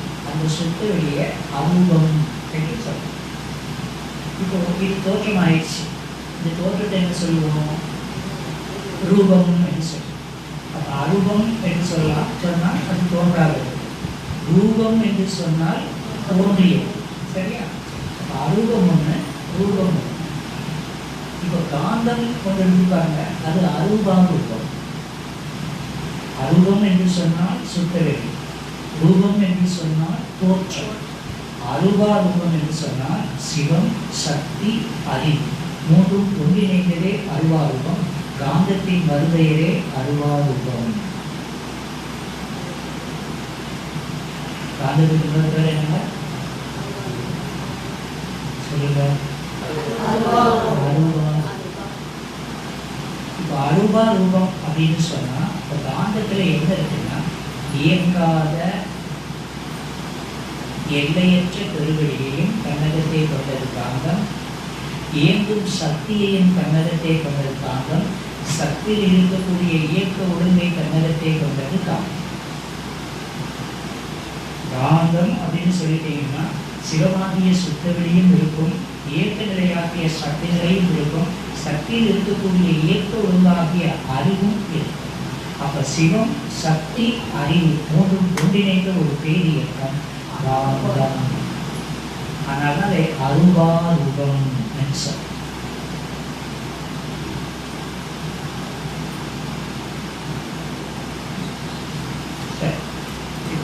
இப்போ அடுத்த நிலைக்கு வரும். இப்போ நம்ம உடம்புக்குள்ள நாம் உற்பத்தி ஆயிடுச்சு. இப்போ காந்த உற்பத்தி ஒரு தோற்றத்திற்குள் தோற்றம்னா உடம்புன்னு வச்சுக்கோம். இந்த உடம்புக்குள்ள உயிர் இயங்கி காந்தத்தை அது உற்பத்தி செய்துட்டே இருக்குங்க. காந்த ஆற்றல் நிரம்புது. இப்போ காந்த ஆற்றல் தெரிவு தர தர தர தர ஒரு டென்சிட்டி, பயோமேக்னட்டிசம்னு சொல்லக்கூடிய அந்த காந்த ஆற்றல் அது உற்பத்தி ஒரு தோட்டத்துக்குள்ள உற்பத்தி அதிகமாக ஆக ஆக என்ன ஆகுதுன்னா அது டென்சிட்டி திரிவு கூடும். அப்போ திரிவு கூடிச்சுன்னா இயற்கையில் ஒரு நேரி இருந்து அந்த நேரியை ஸ்பெசிஃபிக் கிராவிட்டி என்று சொல்லுவாங்க. துல்லிய சமதள சீர்மை, ஸ்பெசிஃபிக் கிராவிட்டி. கனத்த பொருள் மையம் நோக்கிய லேசான பொருள் வெளியே நோக்கி பெருக்கிறாங்க. இது சென்டர் பாயிண்ட் போகும் பெருக்கிறதா போகும். அப்படி போகக்கூடிய தன்மை இயற்கையிலேயே இயற்கை இயற்கிற காரணத்தினால் அந்த டென்சிட்டி காந்தத்துக்கு கூட கூட கூட எந்த தோட்டத்தில் அந்த காந்தம் உருவாகி இருக்கிறதோ அந்த தோட்டத்தின் மையத்தில் இடிய நிலையை ஒரு மையமாக மாற்றி அமைத்துக் கொள்வது காந்தத்தில் உள்ள அறிவு. காந்தம் எதெல்லாம் கொண்டதுன்னு சிவம், சக்தி, அறிவு மூன்றையும் கொண்டதுன்னு சொல்லியாச்சு. ஒரு தோற்ற பொருள்ல அந்த காந்தம் உற்பத்தி ஆகும்போது அந்த காந்தத்தில் உள்ள அறிவே காந்தத்தின் இணைய நிலைக்கு ஒப்ப எந்த தோற்றத்தில் அந்த காந்தம் உற்பத்தியாக இருக்கிறதோ அதனுடைய மையத்தில் தன்னுடைய இருப்பு சக்தியை, தன்னுடைய இருப்பிடத்தை அந்த காந்தமே தன்னுடைய அறிவால் அமைத்துக் கொள்கிறது. அப்படி காந்தத்தின் இணைய நிலை மையமாக பெற்று இயங்கக்கூடிய நிலையத்தையே கருமையம் என்று அழைக்கிறார். கருமையம் ஜெனடிக் சென்டர்னா என்ன? ஒரு தோற்றத்துல உருவாக்கக்கூடிய காந்தம் திரிவு பெறுவதனால் அதனுடைய ஈர்ப்பு சக்தி அதிகமாகி காந்தத்தினுடைய அறிவே அந்த தோற்றத்தின் மையத்தை தேர்ந்தெடுத்து தன் இயக்க மையமாக அதுவே அது மாற்றி அமைத்துக் கொள்கிறது. அப்படி மாற்றி அமைத்துக் கொள்கிற இடத்தை தான் என்னன்னு சொல்றோம்னா கருமையம். இப்ப கரு அப்படின்னா என்ன பொருள்? கருணை என்ன நினைச்சிருக்கோம்? ஒரு குழந்தை உருவாக மூலப்பொருளும் கருதான். கருன்னு சொன்னா தெய்வம்னு கருணா நம்ம நினைச்சு குழந்தை எடுக்க முடியுமா? அதான் எடுக்க முடியும். குழந்தை உருவாக்குறது இப்போ கருத்தறிவியல் மையம் எத்தனையோ வச்சிருக்காங்க. இயற்கையில் உள்ளது இல்லாமல் கரு உருவாக அதான் உருவாக்க முடியும்னு செய்யாது. அப்போ கரு அப்படின்னு சொல்லிட்டாலே இந்த தெய்வத்தை குறிக்கிற சொல். இறைநிலையே காந்தமாகி காந்தமே கருமையத்தை ஏற்படுத்தி கொள்வதனால் அதற்கு கருமையம் என்று பெயர். இறைனாலும் கருனாலும் ஒண்ணுதான். அப்போ கருமையம்னு சொன்னா இறைவன் இருக்கக்கூடிய மையம் என்று பொருள். கருமையம்னா என்ன பொருள்? இறைவன் இருந்து இயங்கக்கூடிய இடம் கருமையம்.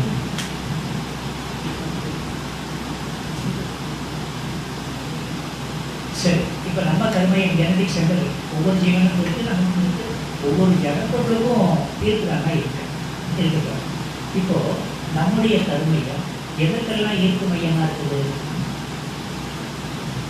எந்த இயக்கத்துக்கெல்லாம் இப்போ வெட்ட ஓட்டம் இருக்கு, அதுக்கு மையம் எது? வெட்ட ஓட்டத்துக்கு மையம் எது? காற்றோட்டம் இருக்கு, அதுக்கு மையம் எது? அது மாதிரி கருமையத்துக்கு எதெல்லாம் இயக்க மையமாக இருக்கிறது?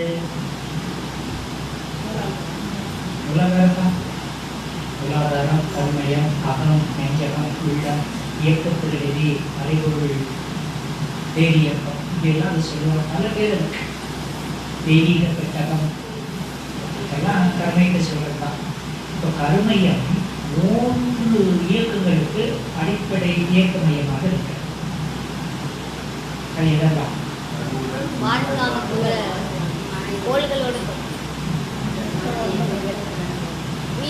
நீங்க எல்லாம் மறுபடி 3ஆம் இடத்துல இருப்போம்.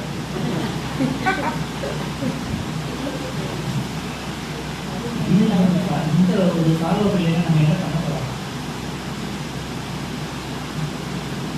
இல்லையா? ஒரு கூட்டம் இப்படிலாம் கேட்காதுன்னு நினைச்சிருக்கேன். இதுலலாம் நமக்கு சந்தேகமே இருக்கக்கூடாதுல்ல.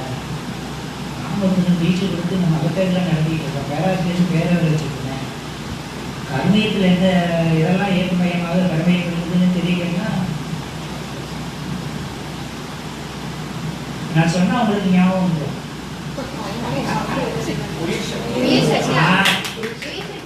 எனக்கு சந்தோஷமா இருக்கு. ஞாபகம் உயிருக்கு அதுதான் இயக்க மையம். வித்துக்கு அதுதான் இயக்க மையம், காந்தத்துக்கும் அதுதான் இயக்க மையம். இது ஞாபகம் வந்துச்சா? காந்தம், வித்து, உயிர் மூன்றுக்கும் இயக்க மையம் எது? கருமையம். சரி, இப்போ காந்தம் தெளிவு பெற்று அதில் இருக்கிற அறிவே அந்த தோட்டத்தின் மைய பொருளாக பொருளாதாரம் சொல்லக்கூடிய அந்த இடத்தை அது உருவாக்கிட்டு இல்லை. ஏன் உயிரையும் வித்தையும் அது இயக்க மையமா மாற்றணும்? இது கொஞ்சம் கஷ்டமான கேள்வி. அது ஏன் மாற்றுது? அந்த கான்சியஸ் ஏன் அதை மாற்றுதுன்னா, காந்தத்தின் திணிவு இயக்க வேகத்தை விட வித்தியின் திணிவு இயக்க வேகம் குறைவு. அதே போல உயிரின் வேகம் வந்து பாருங்க, உயிரின் திணிவு இயக்க வேகம் காந்தத்தின் வேகத்தை விட குறைவு. அதனால தெளிவு பெற்ற காந்தம் தெளிவு குறைந்த வித்தையும் தெளிவு குறைந்த உயிரையும் ஈர்த்து தன்னகத்தை பிடித்து வைத்துக் கொள்கிறது. அப்படி பிடித்து வைத்துக் கொள்வதனால உயிருக்கும் வித்துக்கும் காந்தத்திற்கும் மூன்று இயக்க மையங்களும் ஒன்றாக இயங்கக்கூடிய ஒரு இயக்க மையமாக நம்முடைய கருமையை வெளியே வருகிறது.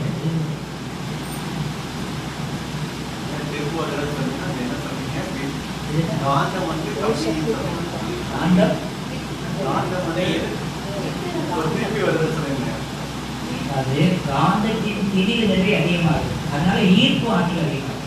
இப்போ பொதுவாக சொல்றேன், காந்தம் ரெண்டு வேலையை செய்யும். என்னெல்லாம் செய்யும்?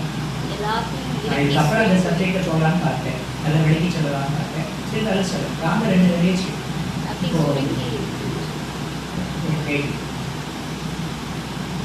இப்போ நான் எங்க இருக்கேன்?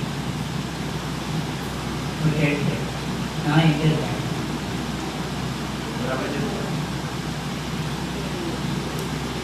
சொல்லாம நீங்க எங்க இருக்கீங்க?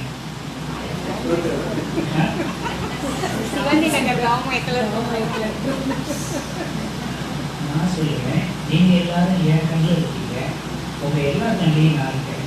இது இல்லைன்னா யாரும் இருக்கிறதே இல்லை. பின்ன எது சுருக்கி இருக்குது?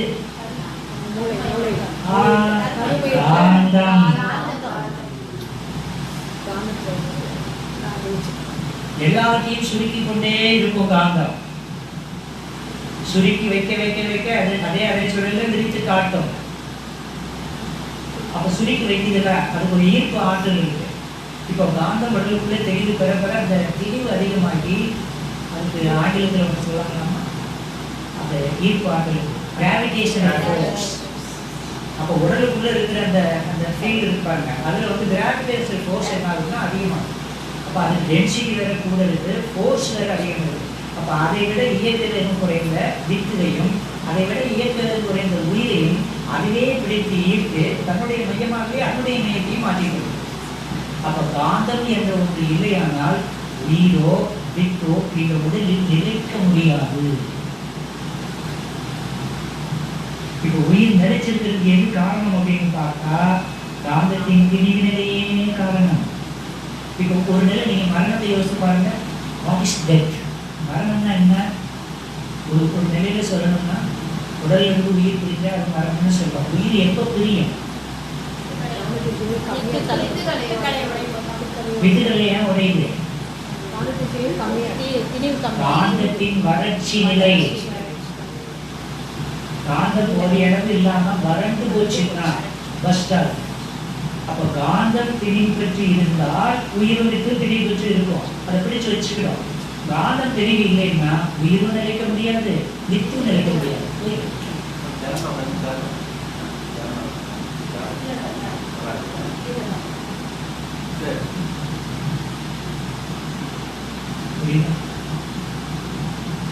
நம்முடைய கருமையம் என்று சொல்லக்கூடிய அந்த பொருளாதாரத்துல உயிர், வித்து, காந்தம் மூன்று ஒன்றிணைந்து இயங்கக்கூடிய ஒரு மகா மலைப்பொருள். இன்னும் சொல்ல போனா கால, தூர, வேக, பருமன் என்று 4 எல்லைகளுக்கு உட்பட்டு இயங்கக்கூடிய நிலையையும் இயங்காத மெய்ப்பொருள் நிலையையும் தன்னகத்தை கொண்டு இயங்கிக் கொண்டிருப்பது தான் நம்முடைய ஆத்மா என்று சொல்லக்கூடிய கருமையம். கருமையத்தை தான் என்னன்னு சொல்றோம்? ஆத்மா. ஆத்மா வேற, கருமையம் வேற இல்லை. ஆத்மாவே கருமையம், கருமையமே ஆத்மா. பலர் உயிரையே ஆத்மான்னு நினைச்சுக்கிட்டோம். உயிர் வேற, ஆத்மா. உயிரும் ஆத்மாவும் இல்லை. உயிர் அழிஞ்சு போயிடும், ஆத்மா. அப்போ இப்போ தெரிஞ்சுக்கிட்டேன் காந்தம் எப்படி உற்பத்தி ஆகுது, சிவகாந்தம் ஆங்காந்தம் எழுதி போச்சு. இந்த காந்தத்தின் பிணைநிலை தோற்ற அது தோற்ற பொருளின் மையத்தை தன் இடமாக பாதிக்கப்பட்டு பிரிக்கையும் விரும்பி ஈர்த்து தன்னிடத்தை வைத்து ஏகிக் கொண்டிருக்கிற ஒரு அற்புத செயல்முறையுமே நம்முடைய கருமையம் என்று சொல்லக்கூடிய காந்தத்தின் பிணை பெற்ற. இப்போ நம்முடைய கருமையத்துக்கு வந்துருங்க. அம்மா சொன்ன தலைப்பு வாங்க கருமைய சொல்லுங்க.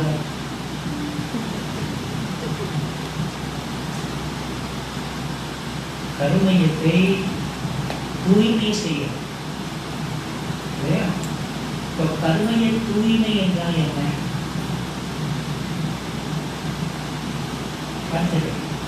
கருமையத்தை தூய்மை செய்யணும், தூய்மை சொல்லணும்.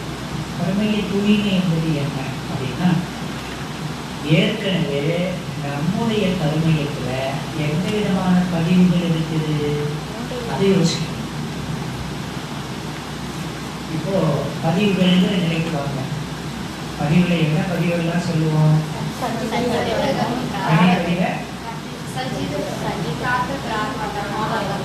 மூன்று நிலைகள். ஆகாமிய கர்மா விட்டுடலாம். சங்கீத கர்மா ஒண்ணு. சங்கீத கர்மாங்கிறது என்னது? யாரு வரைக்கும்?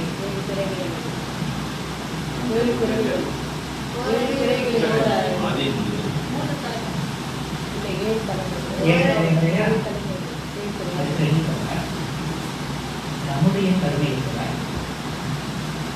ஆதி நிலை மனிதன், அதற்கு முன்னால் இருக்கிற ஜீவனம், அது வரைக்கும் என்றைக்கு முதலில் ஜீவனம் தோன்றிச்சோ அதுல இருந்து இந்த சனம் வரைக்கும் பெற்ற ஆற்றிய அனுபவ பதிவுகள் அத்தனையும் விட்டு தொடர் மூலமாக பதிஞ்சு உங்கள்கிட்டையும் என்கிட்டையும் நிரம்பி போயிருக்கு.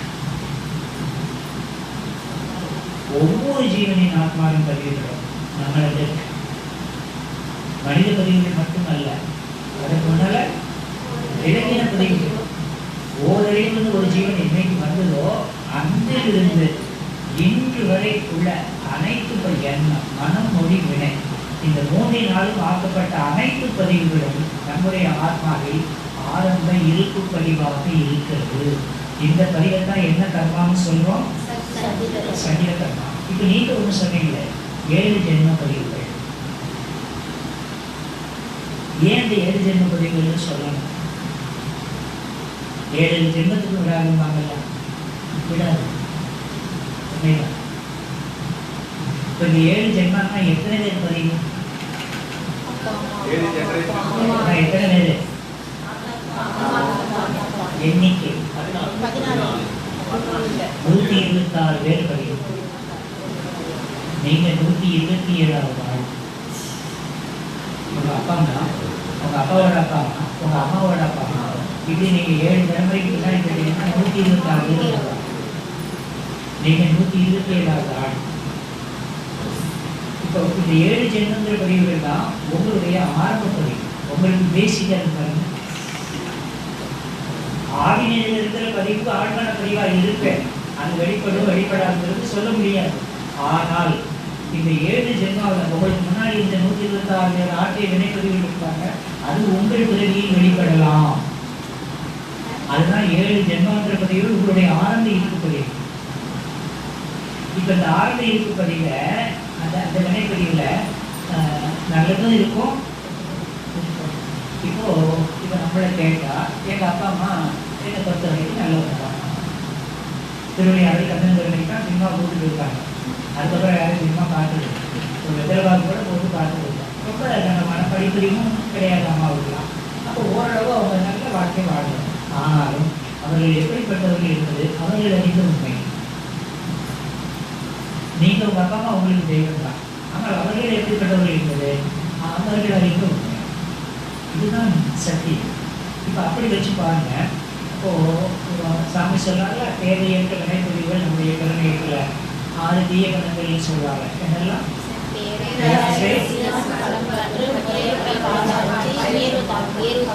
வஞ்சம். இது நம்ம படிச்சது ஞாபகம் இருக்கு. இந்த 6ஐயும் நம்ம கரெக்டாக சொல்லிட்டோம் இல்லையா? இப்போ நம்ம மனதுல எந்தெந்த உணர்ச்சி நிலைகள் மேலோங்கி எண்ணமாக வருது. எந்த எண்ணம் உங்களிடமிருந்து வெளிப்பட்டாலும் அது உங்கள் ஆத்மாவில் இருந்து வருவதுதான், உங்கள் கருமையத்திலிருந்து வருவதுதான். வேறு எங்கிருந்து எந்த எண்ணமும் வரப்போவதுதான். அப்போ நீங்கள் பராமப்படுறீங்க, கோவப்படுறீங்க, கவலைப்படுறீங்க, காமாயப்படுறீங்க, எரிச்சல் படுறீங்க, இப்படி எந்த நிலைக்கு நீங்கள் போனாலும் அது உங்களுடைய சஞ்சீத கர்மாவிலிருந்து தான் எதுக்கு வந்திருக்கு, பிராரத்துக்கு வந்திருக்கு. சஞ்சீத கர்மா யார் மூலம் வந்தது? முன்னோர்கள் மூலம். அது நமக்கு முந்தைய 7 தலைமுறை 126 பேர். அப்போ நமக்கு முன்னாடி 126 எப்படி வாழ்ந்திருக்கான்னு தெரியணும்னா உங்கள் மனதில் தோன்றக்கூடிய எண்ணமும் நீங்கள் ஆற்றிய வினையுமே அதற்கு சாட்சி. அதுவும் நீங்களும் வேறு வேறு அல்ல.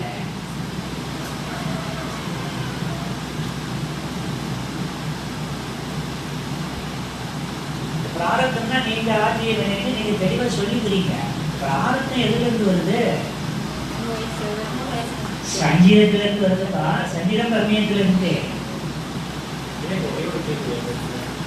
நான் ஏதோ ஒரு 10 நாளைக்கு கோவப்பட்டாலும் எது பண்ணாலும் அந்த 126 பேர் அந்த 126 பேர் எனக்கு ஃபார் எக்ஸாம்பிளுக்கு நான் அடிக்கடி கோவப்படுறேன்னா 126 பேருக்குமே இருக்குமா? இல்லை எங்க அப்பாவுக்கு இருக்காது, வெளி தாத்தாக்கு அப்பா ரெண்டாவது சொல்றதா சார் 126 பேருக்கு அது இருந்திருக்குங்கிற அவசியம் இல்லை, இருக்கணுங்கிற கட்டாயமும் கிடையாது. அதுல ஒருத்தர் யோகியா கூட இருந்திருக்கலாம், அதுல ஒரு யோகியா கூட இருந்திருக்கலாம். அந்த பதிவு மேலோக்கி உங்ககிட்ட வேளாண்மை வந்து சேர்ந்து எல்லாம் வினைப்பதிவின் விளைவு தானே.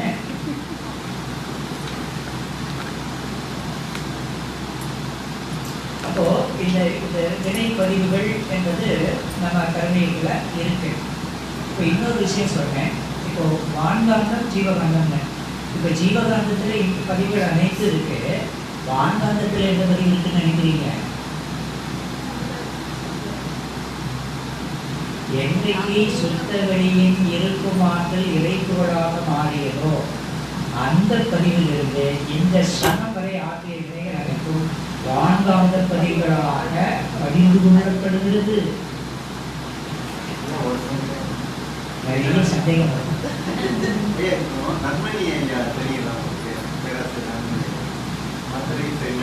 அவர் என்ன சொன்னார்னா, நீங்க நல்ல பதிவுலாம் ஆல்ரெடி இருக்கிறத நீங்க பறந்துட்டீங்க, அதுக்கப்புறம் இருக்கிறது எல்லாமே வந்து தீய, அதாவது நம்மளோட கெட்ட பதிவுகள் தான் இருக்கு, நல்ல பதிவுக்கு நீங்க ஆல்ரெடி பிறப்பு எடுத்துட்டீங்கன்னு சொன்னாங்க. நல்ல பதிவுக்கான இது வந்து நீங்க பிறப்பு ஆகும் போதே அது நல்ல பதிவாக முடிஞ்சிருச்சு, நீங்க மீதி இருக்க பதிவுக்கு தான் நீங்க இருக்கீங்கன்னு சொல்றாங்க. நல்ல பதிவு செயல்பாட்டு வராத நீங்க பிறந்தீங்களேன்னு சொல்றாங்க. வினைப்பதிவே ஒரு தேவம் கண்டாய், வினைதான் வினை மட்டும்தான் இருக்குன்னு சொல்றாரு. பதிவுகளில் இல்லாமல் வினை எப்படி இருக்கும்? அது நல்ல நல்ல அப்ப நீங்க சரியா சொல்லலன்னு அர்த்தம். நன்மணி தப்பா சொல்ல மாட்டாரு. சொல்ல மாட்டேன். நான் ஏன்னா அவர் வந்து சில டாபிக் டீட்டெயில் ஒரு டாபிக் சந்தைகள் அடிக்கடி என்கிட்டையும் பேசுவாரு. நாங்கள் 2 பேரும் பேசிக்குவோம். அவர் என்ன சில இடத்துல கேட்பாரு. அதான் எனக்கு அவருக்கு நான் கேட்டுக்கிறேன், நிறைய ஸ்பீச் கேட்கிறாங்க. ஆனால் வந்து சொல்றாரு, நீங்க வந்து இருக்கிறது நீங்க பிறக்கும் போதே அந்த நல்ல பதிவுகளாக நீங்க பிறந்துட்டீங்க, இருக்கிறது எல்லாம் கெட்ட பதிவுகள் தான் இருக்கு, நீங்க அதை போக தான் நீங்க முயற்சி பண்ணணும். அப்படி வினைப்பதிவுன்னு சொல்லவா? நீங்க ஆழமா போயிட்டீங்கன்னா வினைப்பதிவுல நல்லது கிடையாது, எதுவுமே கிடையாது. அது தெரியுமா உங்களுக்கு? வேணா இந்த நான் தான் பேசுறேன். இப்போ நண்பர்களுக்கு சொன்னாரு, எந்த இடத்துல நீங்க இப்படி பேசுறீங்க? நம்ம அந்த ரொம்ப பிரியமா இருக்காங்க. இப்போ இந்த கருணையத்துல இப்போ வேற ஒன்று நீங்க சொன்னதுக்காக சொல்றேன். சாமி இருக்காங்க,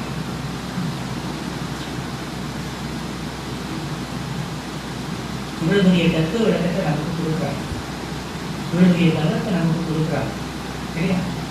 இடைநிலை விளக்கம் கொடுக்குறாங்க. இப்போ அவர் இவ்வளவு விளக்கத்தை நமக்கு கொடுக்கறதுக்கு அவர் என்ன நோக்கத்துக்காக கொடுத்தாரு? இதெல்லாம் கொடுத்தா அவருக்கு புண்ணியங்கிறதுக்காக கொடுத்தாரா? இவ்வளவு விளக்காட்டு நம்ம கொடுத்துட்டா நமக்கு ஒரு பெரிய புண்ணியம் கிடைக்கும்னு அவர் கொடுத்தாரா? அவர் குரு என்பவர் பாவ புண்ணியம் கொடுத்தார்.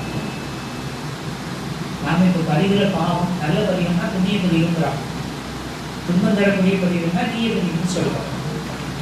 நமக்கு புண்ணியம் உண்டு, பாவம். பாவம் எங்க இருக்கோ அங்க புண்ணியம் இருக்கும், எங்க புண்ணியம் இருக்கோ அங்க பாவம் இருக்கும். அது சராசரி மனிதனுக்கு இருக்கும். தன்னிலை உணர்ந்தவன் பாவ புண்ணியங்களுக்கு அப்பாற்பட்டவன். அவருக்கு வினைப்பதிவுல தீய வினையும் கிடையாது, நல்ல வினையும் கிடையாது. இப்போ நான் சொல்றது கூட உங்களுக்கு ஆச்சரியமா இருக்கலாம். சாமி கண்ணியை உங்களுக்கு ஒன்று சொல்றேன். குற்றவாளி பாவி என்று யாரும் நிலை விளையாது. குற்றவாளி பாவின்னு யாருமே இல்லைங்கிறார.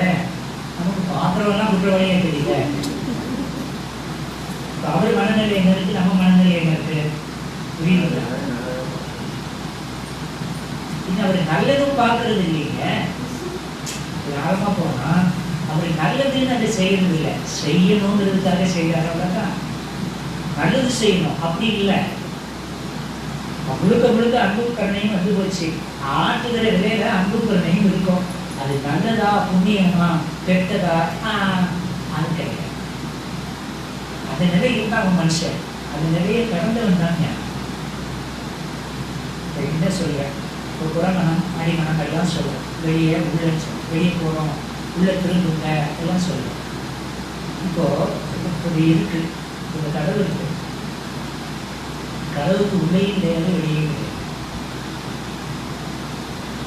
ஆனா உள்ளுக்கு உண்டு. இந்த பக்கம் இருந்தா கதவுக்கு உள்ள இருக்கிறீங்க, அந்த பக்கம் இருந்தா கதவுக்கு உள்ள வெளியே ஏதாவது உண்டா? அதுதான் ஞானி நிலை. அந்த நிலையில தான் வினையில நல்லது கிடையாது, கெட்டது கிடையாது. நமக்கு எல்லாம் அப்ப அது போகிறதுக்கு தான் இப்போ இந்த தத்துவமே நாம பேசிட்டு இருக்கோம்.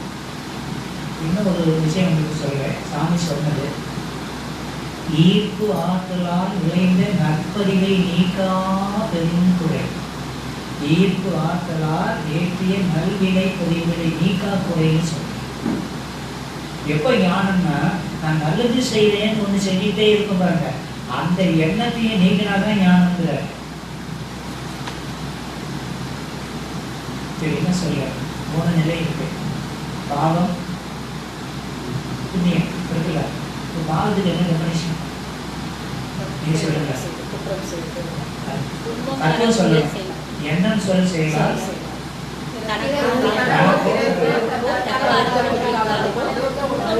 துன்பம் தரும் செயல்கள் பாவம், துன்பம் தராத செயல்கள் அதுதான் இல்ல.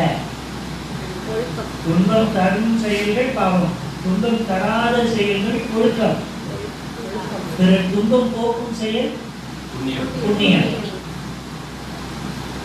பாவம் துன்பம் கொடுத்தா பாவம், துன்பம் கொடுக்கலன்னா அது ஒழுக்கம், பிறர் துன்பம் போக்குதான் புண்ணியம். சரியா? இப்ப டெய்லி நாம பாவம் செய்யணுமா புண்ணியம் செய்யணுமா? ஒழுக்கமா இருந்தாவது பரவாயில்ல, பாவமும் இல்லை புண்ணியமும் இல்லை. என்னன்னு சொல்லலாம், கணக்கோ பிறக்கோ போச்ச சொல்லிட்டே இருக்க. உயிரை வாங்காதன்னா முடிஞ்சிருக்கு. எத்தனை சொன்னா உனக்கு அறிவு வராதா? ஜோலி முடிஞ்சு. கருணையை எந்த காலத்துல தூய்மை பண்ண பேசுறோம். கருணையை தூய்மை, கருணையை தூய்மை பேசுறோம். எவ்வளவு அமைதி இருந்தா, சமநிலை இருந்தா அந்த தன்மைக்கு போக முடியும். சாதாரண விஷயமாக இப்போ இதையெல்லாம் நமக்கு தத்துவ விளக்கம் கேட்டுட்டே இருக்கணும். ஒரு நாள் 2 நாள் பேசுறதுனால எந்த மாற்றமும் வரப்போவது இல்லை. தவம் செய்யணும். தத்துவத்தில் தவமும் தத்துவமும் சேர்ந்தால் யோகம் பூர்த்தியாகும். வெறும் தவம் மட்டும் யோகத்தை பூர்த்தி செய்ய விடாது. தத்துவத்தை கேட்டுட்டு இருந்து நீங்க தவம் பண்ணினாலும் யோகம் பூர்த்தியாகும். தவமும் வேணும், தத்துவமும் வேணும். இந்த 2 நினையும் போது தான் யோகம் பூர்த்தியாகும். சரிங்களா? அப்போ இந்த கருணையத்துல இந்த 126 பதிவுகள் இருக்கு. அது கடந்து எங்களுக்கு ஒரு ஜீவனமா வந்துச்சோ அதுல இருந்து அத்தனை பதிவுகளும் ஆரம்ப இருப்பு பதிவா நம்முடைய ஆத்மாவில் கருணையத்தில் இருக்கு. ஆனால் இந்த வான்காந்தம் என்று சொல்லக்கூடிய இந்த பிரபஞ்ச காந்த களத்திலோ சுத்த வெளியின் தன்மையும் அதனுடைய இருக்கு ஆற்றலும் சூழ்ந்தழுத்தும் ஆற்றலும் இறைத்துகளாக வந்த தன்மையும் அதன் முதல் கொண்டு இன்று வரை மனிதன் ஆற்றுகிற செயல்கள் அனைத்தும் ஒட்டுமொத்த பதிவாக பதிந்து இயங்கிக் கொண்டிருப்பது வான்காந்தம். அந்த களத்துல இல்லாத பதிவே இல்லை. இப்ப வேதாத்திரி மகிழ்ச்சியோ மற்ற ஞானிகளோ சுத்தவெளி என்று ஒன்று இருக்கிறது, அது இறை புகழாக மாறுகிறதுன்னு சொன்னாங்கன்னா எங்கிருந்து அந்த உண்மை அவர்களுக்கு தெரிந்தது? எப்படி அதை அவர்கள் உணர்ந்த முடிந்தது? உணராம சொல்ல முடியாதுல்ல. அவங்க இப்படி விளக்கம் சொல்றாங்கன்னா உணர்ந்து தானே சொல்றாங்க. எங்கிருந்து உணர்ந்தார்கள்? காந்தத்தோடு இணைந்து கொண்டு காந்தத்தில் தான் அவர்கள் உணர்ந்தார்கள். காந்தத்தில் தான் அவ்வளவு பதிவு. அப்போ ஒரு குறிப்பிட்ட சதவீத பதிவு ஜீவாத்மாவாக இருக்கிறது. பிரபஞ்ச பதிவு ஒட்டுமொத்த சுத்தவெளியுடைய பதிவுமே பிரபஞ்ச பதிவாக உள்ளது. அப்போ இந்த காந்தத்தில் அடங்க அடங்க அடங்க அடங்க அடங்க காந்தத்தில் என்னென்ன பதிவு இருக்கோ அவருக்கு இந்த மனதை வைக்கும். அப்போ பதிவுகளை தன்னகத்தை கொண்டது ஜீவ ஆத்மா. ஒட்டுமொத்த பிரபஞ்ச பதிவையும் தன்னகத்தை கொண்டது பேராத்மா. பேராத்மாங்கிறது வாண்டான ஜீவ ஆத்மாங்கிறது என்னுடையதாக. அந்த பேராத்மாவில் அனைத்து பதிவுகளும் ஜீவாத்மாவில் அனைத்து உணரத்தக்க பதிவு. அப்போ இந்த கருணையில் இல்லாத பதிவுகளே இல்லை. இந்த பதிவு கூட போக முடியுமா? அவ்வளோத்தியம் ஒரு கேள்வி.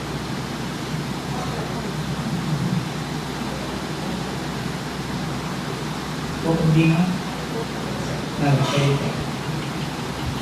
இது கொஞ்சம் வித்தியாசமா இருக்கும். இப்படி சொல்றாங்கன்னு நினைக்கக்கூடாது. ஆனால் அதான் சாமிஜி இருந்து கல்யாணம் பண்ணிக்கிட்டோம். லோகாம்பாள் லட்சுமியாக கல்யாணம். இப்போ இந்த 2 மனைவிகளோடு அவர் வாழ்ந்த வாழ்க்கை என்பது அவர் பதிவில் இருக்குமா இருக்காதா? வைக்க முடியுமா?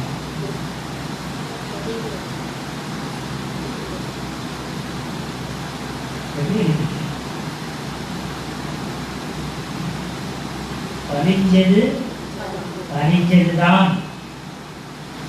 அழித்தவர்கள் யாரும் இல்லை. யார் அழிக்கிறது?